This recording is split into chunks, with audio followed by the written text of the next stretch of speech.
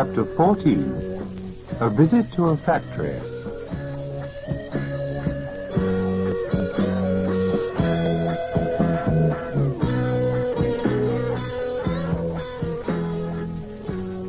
Section 1. Arthur and Mary never got their property back, but they were compensated in full by the insurance company. Arthur went to the hardware shop to buy new locks for the windows, and it took him all day to fit them. The following day was the first day of the autumn term, and Arthur had to be there at 9 o'clock in order to register, listen to the principal's address, and collect his program from the course tutor.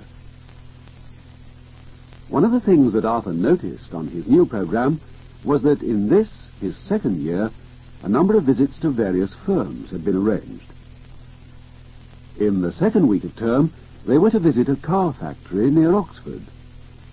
Arthur was looking forward to this, as it would make a change from the normal routine, and surprisingly enough, it was something he'd never done before.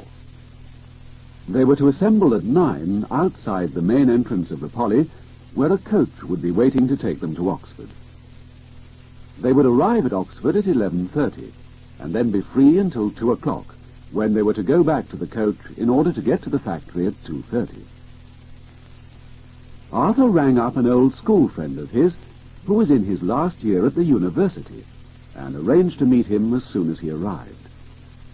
The day of the visit turned out to be fine and sunny, and they all admired the autumn tints as they drove through the undulating countryside towards the ancient university city.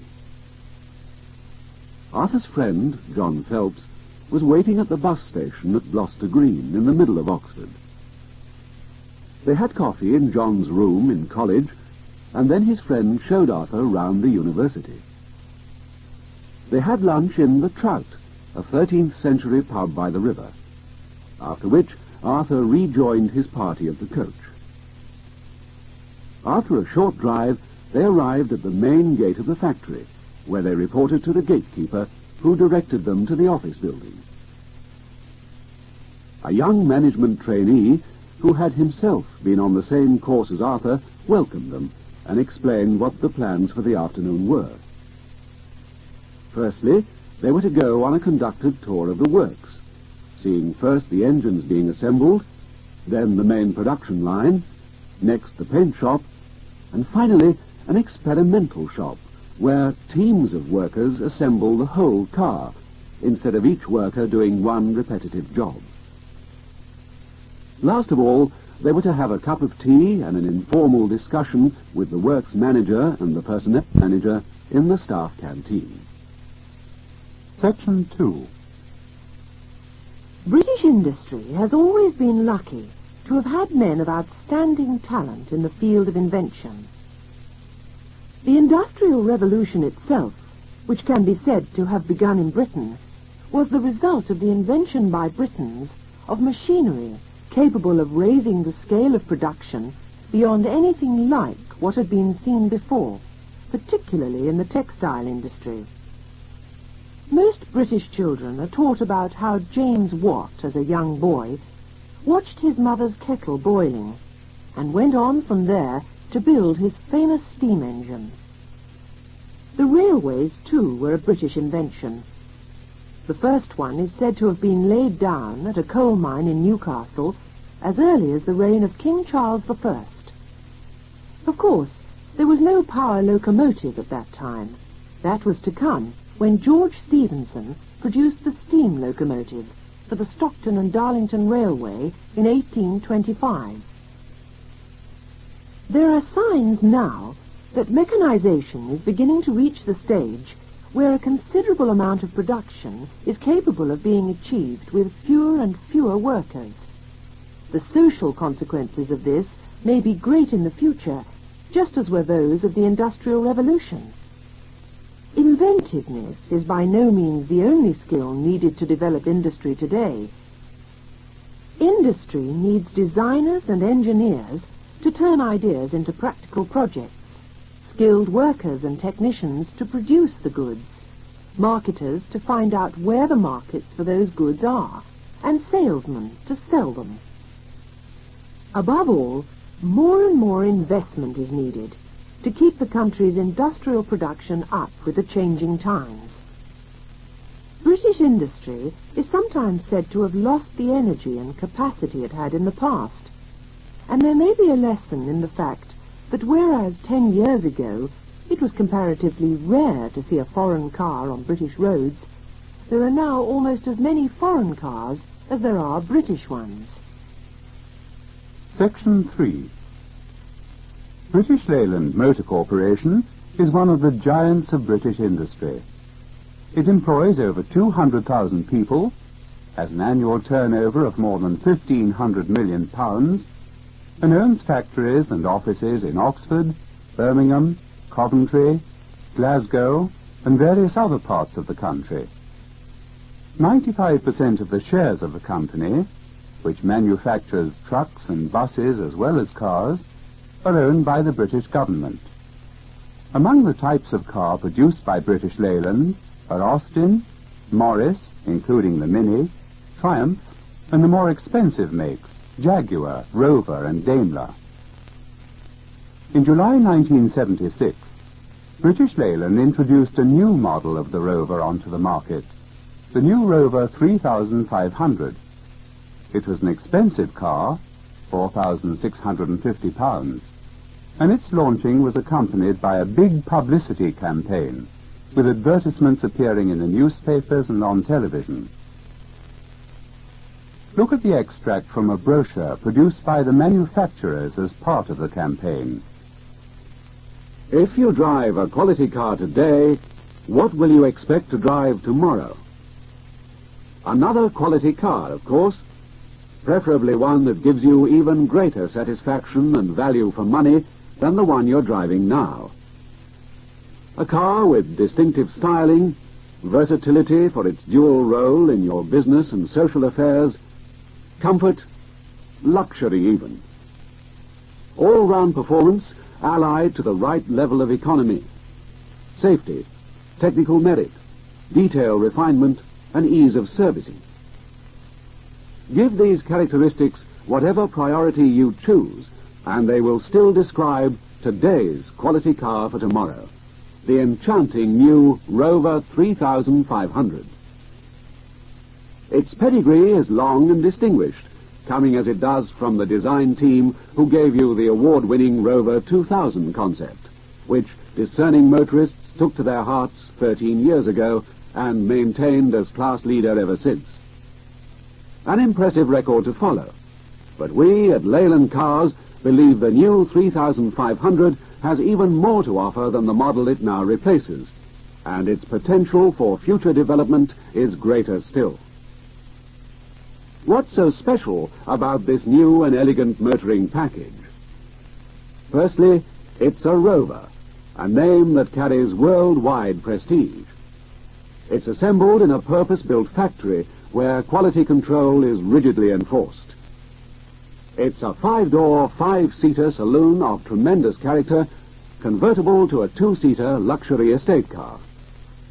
Either way, both passenger comfort and luggage carrying capacity are quite exceptional. It has a high built-in safety factor in both primary and secondary phases, and incorporates the very latest and most comprehensive rust-inhibiting systems for longer body life. Handsome is as handsome does, so it's said, and the car's road manners and performance are handsome indeed.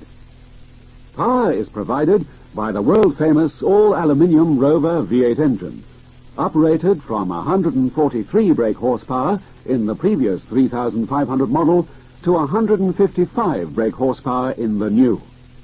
Yet fuel economy is improved, and the smoothness, silence, and instant response are as superb as ever. Value for money?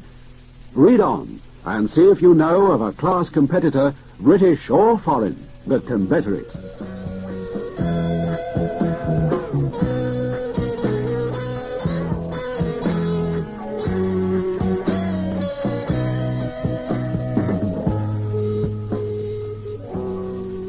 Dialogue.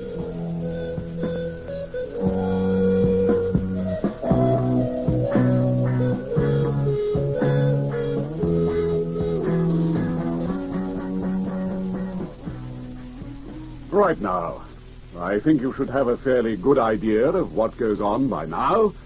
And time's getting on, so we'd better get back to the staff canteen, where you're to meet Mr. Lawrence, the works manager, and Mr. Stubbington, the personnel manager. Well, could I have your attention, please? I hope you enjoyed your visit round the works, and I'm sure you've got lots of questions you're dying to ask us. So, fire away. What particularly interested me was your new experimental shop. Hmm? Do you find that production is as efficient there as on the normal production line? Well, that's an interesting one. It's early days yet, but certainly the workers seem to be far happier working as a team like that.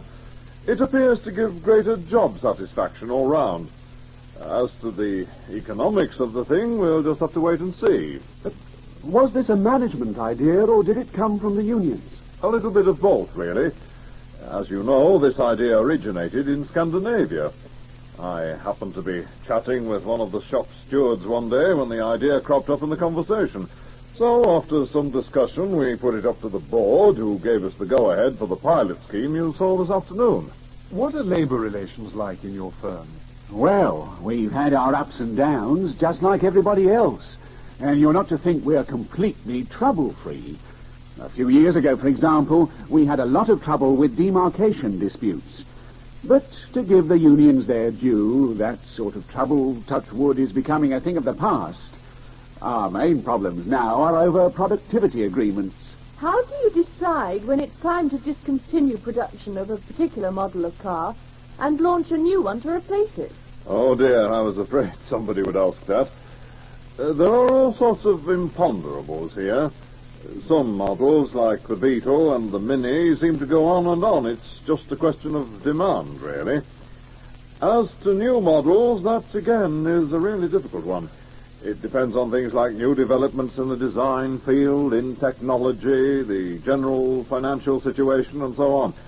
Then there's the unpredictable demands of fashion. I couldn't really answer your question in a sentence, I'm afraid.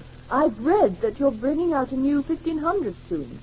Could you tell us when that's coming on the market? Well, it was to have been out last month, but the firm that produces the instruments has just had a strike, which has held us up, unfortunately.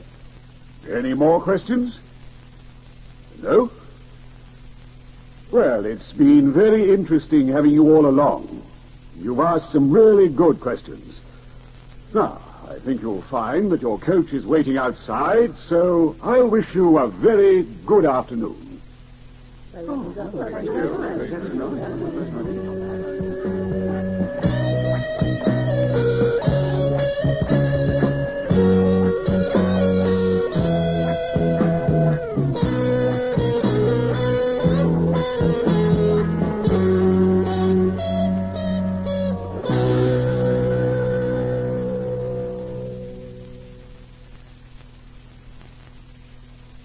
Oral practice 1.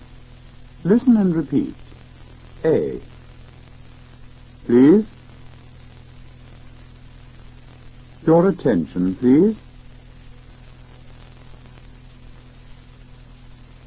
Could I have your attention, please?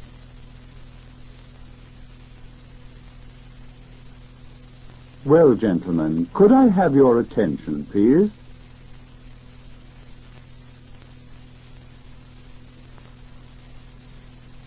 B. The normal production line.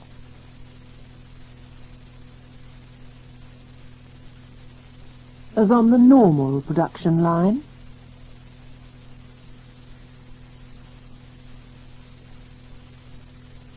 As efficient there as on the normal production line.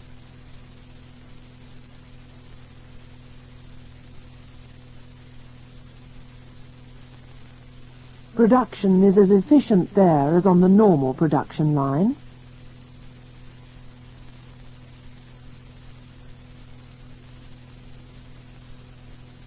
Do you find that production is as efficient there as on the normal production line?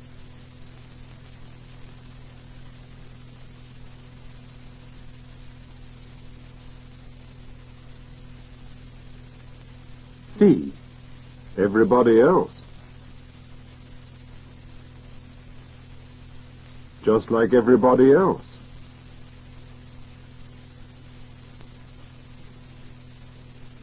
Our ups and downs just like everybody else.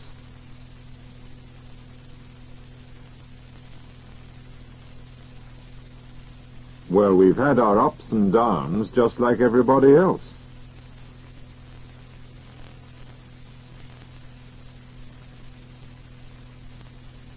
D.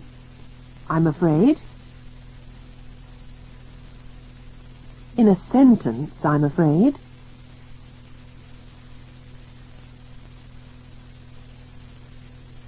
Answer your question in a sentence, I'm afraid.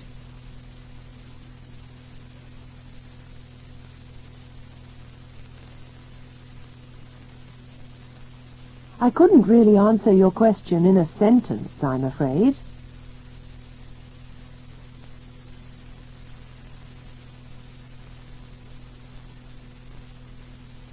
E.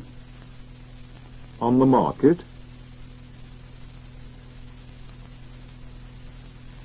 Coming on the market.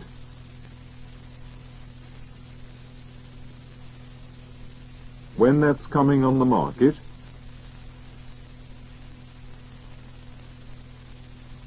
Tell us when that's coming on the market.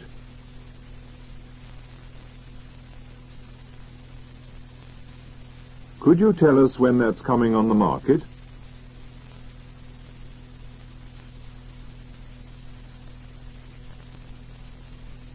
That's the end of Oral Practice 1. Oral Practice 2. You will now hear a dialogue in which you are going to take part.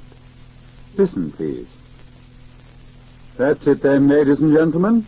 So don't forget, we're to meet outside college at 10 o'clock sharp in the morning. Now, are there any questions? Yes, I've got one or two questions, actually. Are we going to stop along the way at any time? Yes, I thought we'd stop at West Wickham for about 20 minutes. There's a lovely old inn there where we could probably get a snack and a drink. And what about lunch? Are we to provide our own, or is it going to be laid on? Have you been asleep or something? I've already told you. You can have lunch where you like, but you're not to be back at the bus any later than 2 o'clock. All right? Oh, sorry about that. I must have been talking to my friend when you were telling us that. But I do wish you'd pay attention. Are there any more questions? Yes. How long will we be at the factory, and what time will we get away? You see, I'm to meet my friend in London at 8 o'clock in the evening. Look, I've already told you about that, too. If you can't think of any more intelligent questions, just shut up and sit down. Oh, I do apologize. I haven't got anything else to ask. Now you will hear the dialogue again. This time you must ask the questions and speak at the same time as the speaker on the tape. That's it then, ladies and gentlemen. So don't forget, we're to meet outside college at 10 o'clock sharp in the morning. Now, are there any questions? Yes, I've got one or two questions, actually. Are we going to stop along the way at any time? Yes, I thought we'd stop at West Wickham for about 20 minutes. There's a lovely old inn there where we could probably get a snack and a drink. And what about lunch? Are we to provide our own, or is it going to be laid on? Have you been asleep or something? I've already told you, you can have lunch where you like, but you're not to be back at the bus any later than 2 o'clock, all right? Oh, sorry about that. I must have been talking to my friend when you were telling us that. Well, I do wish you'd pay attention. Are there any more questions? Yes. How long will we be at the factory, and what time will we get away? You see, I'm to meet my friend in London at 8 o'clock in the evening. Look, I've already told you about that, too. If you can't think of any more intelligent questions, just shut up and sit down. Oh, I do apologize. I haven't got anything else to ask. Good. Now, this time you must ask the questions on your own. That's it then, ladies and gentlemen. So don't forget, We're to meet outside college at 10 o'clock sharp in the morning. Now, are there any questions?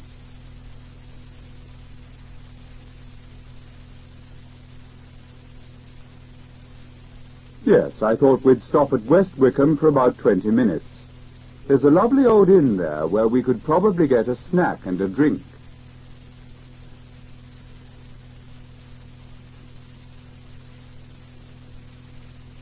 Have you been asleep or something? I've already told you. You can have lunch where you like, but you're not to be back at the bus any later than 2 o'clock. All right?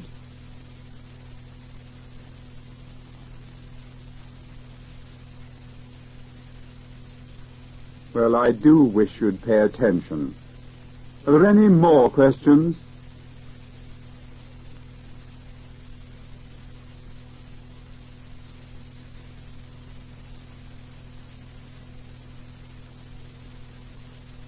Look, I've already told you about that too. If you can't think of any more intelligent questions, just shut up and sit down.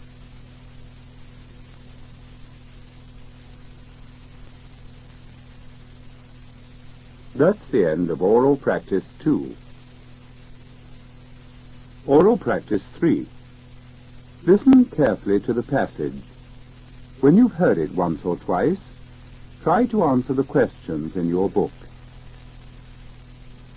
In newspapers today, we can read almost every day about strikes in British industry. These very often result in losses in production, failure to deliver goods for export, and a worsening of the general economic state of the country. Management argues that strikes, which force wages up, also raise the price of our goods and make them difficult to sell abroad. They also cause promises about dates for delivery to be broken. Workers, on the other hand, argue that wages in Britain ought to be no lower than those in any other modern industrial country. And if goods are priced too high, then this is the fault of management for not being efficient enough, or for keeping profits as high as they are. Managers and workers would probably agree, however, to keep the situation as it is, rather than have a system which took away from the workers the right to strike. That's the end of Oral Practice 3. Oral Practice 4. Listen, please. Are you going to the dentist's on Friday? Well, I was to have gone this Friday, but now I'm going next Friday. Well, I was to have gone this Friday, but now I'm going next Friday. Are you seeing the manager this week? Well, I was to have seen him this week, but now I'm seeing him next week. Well, I was to have seen him this week, but now I'm seeing him next week. Now, you go on in the same way. Are you going to the dentist's on Friday?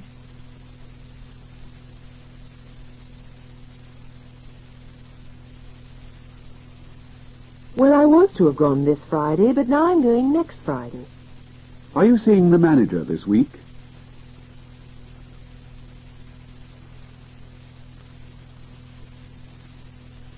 Well, I was to have seen him this week, but now I'm seeing him next week.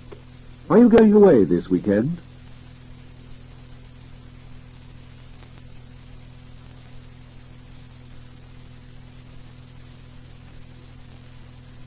Well, I was to have gone away this weekend, but now I'm going away next weekend. Are you going to paint your kitchen this week?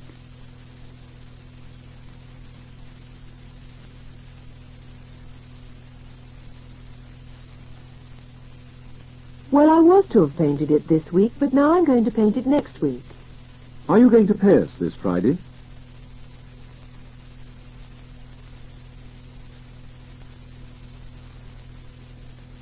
Well, I was to have paid you this Friday, but now I'm going to pay you next Friday. Are you having a party on Saturday?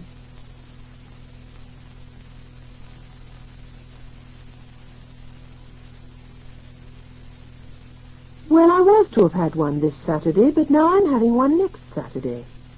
Are you going to have your operation this month?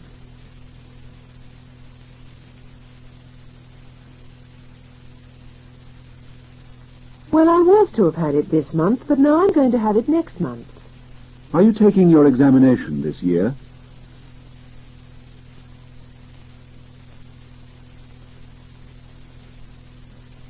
Well, I was to have taken it this year, but now I'm taking it next year. Oral Practice 5. Listen, please. What's Mary got to do first? Type the letters or make the tea? She's to make the tea first. She's to make the tea first. What shall I do first? See the manager or go to the bank? You're to go to the bank first. You're to go to the bank first.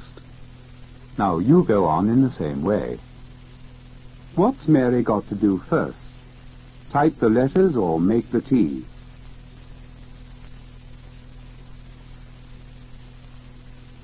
She's to make the tea first. What shall I do first? See the manager or go to the bank?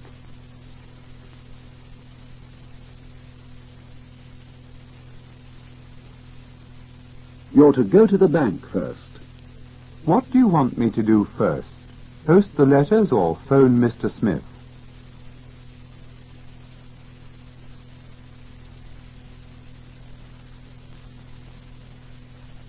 You're to phone Mr. Smith first.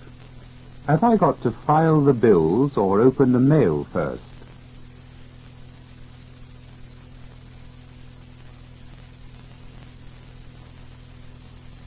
You're to open the mail first. Is this lady to go to the manager's office or see you first?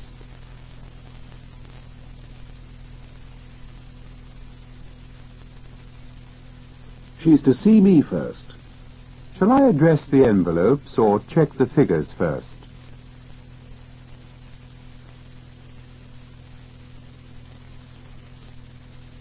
You're to check the figures first. Would you like me to go to lunch or finish the letters first?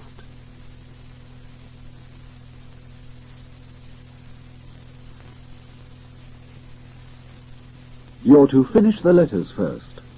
What shall I do first? Tidy your desk or bring your tea?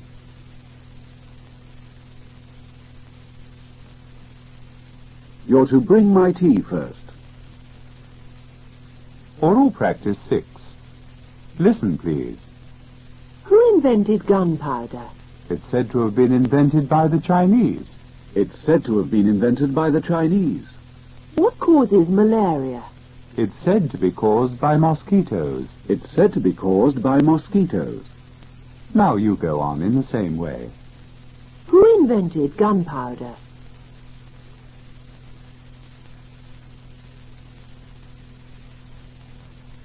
It's said to have been invented by the Chinese. What causes malaria?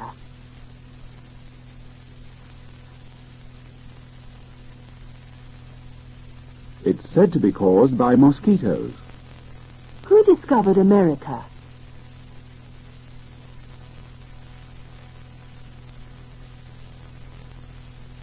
It's said to have been discovered by Christopher Columbus.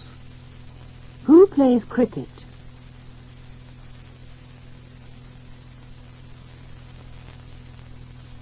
It's said to be played by Englishmen. What's the moon made of?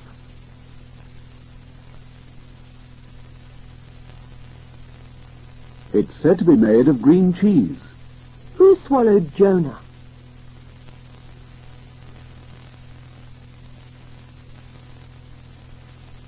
He's said to have been swallowed by a whale. Who eats frogs?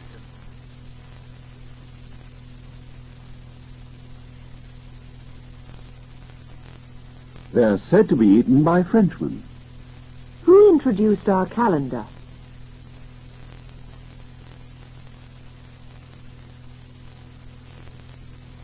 It's said to have been introduced by Julius Caesar. Oral Practice 7. Listen, please. Has Mary typed out those letters? Yes, I think she's typed them out. Yes, I think she's typed them out. Does Bobby Moore play for Fulham? Yes, I think he plays for them. Yes, I think he plays for them. Now you go on in the same way. Has Mary typed out those letters?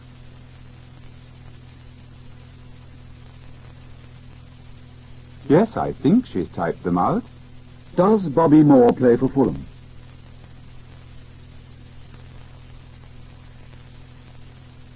Yes, I think he plays for them. Did Jane look up that telephone number?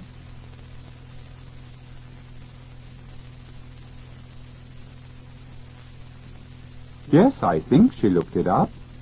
Did Ken climb up the mountain?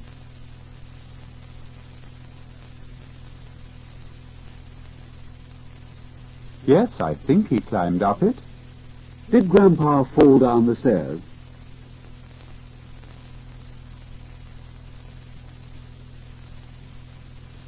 Yes, I think he fell down them. Did they pull down the old cinema?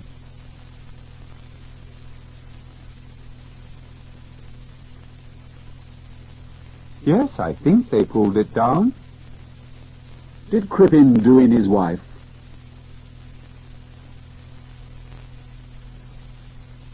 Yes, I think he did her in. Does Jack work in those old trousers?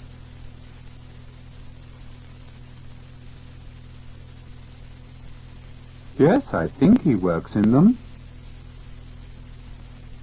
Oral practice 8. Dictation. Cover up the passage and listen, please. At the college where I used to work, quite often we used to take the foreign students on visits to places of interest. Usually, these were places like Windsor, Stratford,